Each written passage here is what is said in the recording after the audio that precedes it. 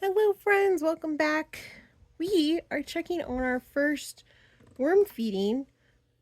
I have not opened this since they got going in here, but I am already just blown away because this bin was so much fuller and it looks like it has compressed down. It's been almost a month since we fed the worms last, and it's their first feeding. It's our red wigglers that have gone through the frozen tundra that is the Colorado winter, plus the new European night crawlers that are in here, which did look very healthy at the time. So I'm hoping we'll see some level of activity. We're in the basement, so the temperature is pretty regular, but it's still pretty dry here. But I am really pleased to see, slightly concerned to see that this is compressed down so much. That's crazy. But I do want to do a little bit of poking around here and there just to see, are there any activity? And there is. Look, woohoo!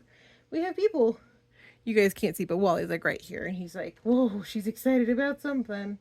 And that is the fact that we have worms that still are alive. I don't want to pull too hard here.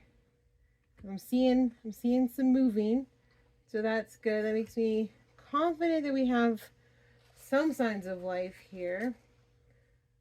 You never know with the avocados. Nope, that's nothing really there. That's exciting. Okay, now this is interesting. We have some red wigglers here. Interesting. Just on the top layer. Now we can see, I don't know if it'll pick it up on the camera, but there's like kind of like almost a brown and then almost a black. And I think that's the different moisture levels in the coconut coir that we had put in here. So it's interesting to see that there are some dry areas. I'm poking my way over here in the back because that's where we fed them, and I purposely did not wrap the food super great so as to make it easier for them. We're seeing some more worms, but interestingly, some more damp, and then obviously some dry coconut coir, which is fine. That makes sense.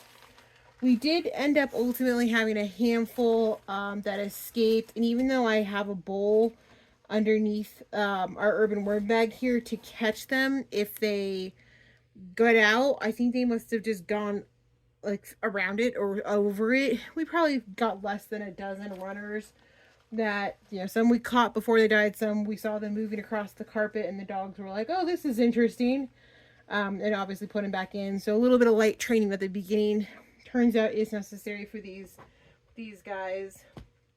Now, I don't know if you can tell, but there's an eggshell here, which is a good indicator of where the food was.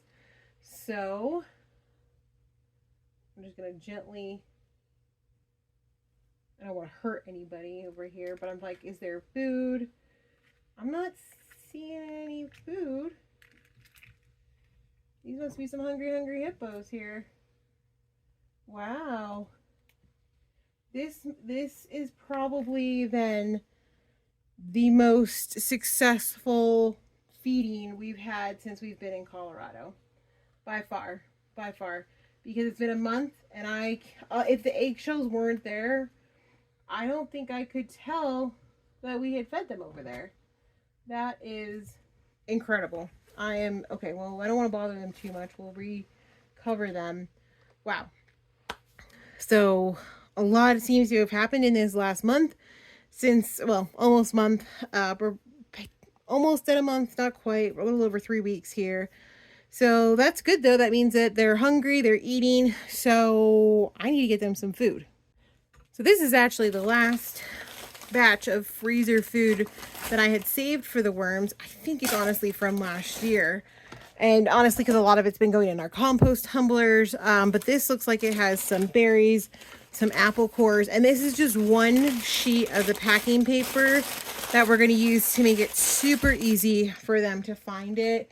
And as well as, limit bug exposure / manage the cold on them, because, it is frozen after all.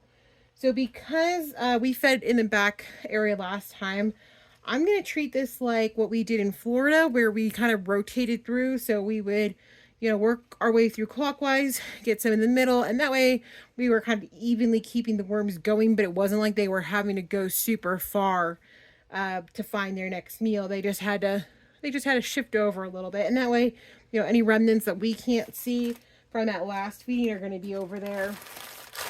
So we'll put that there. Nice, easy peasy. I know it's a little, I think it's probably borderline going to be dry in here.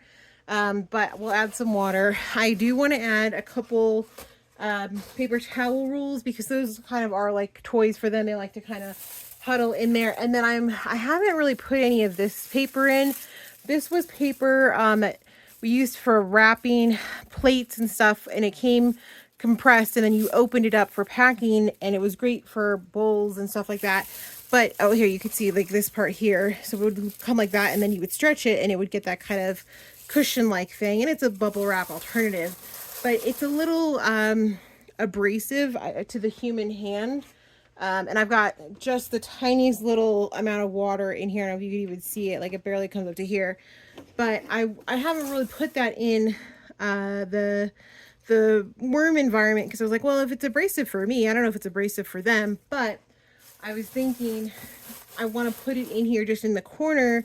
One, just so I could have a water barrier, like, you know, it's going to absorb some of this liquid as I put it in here.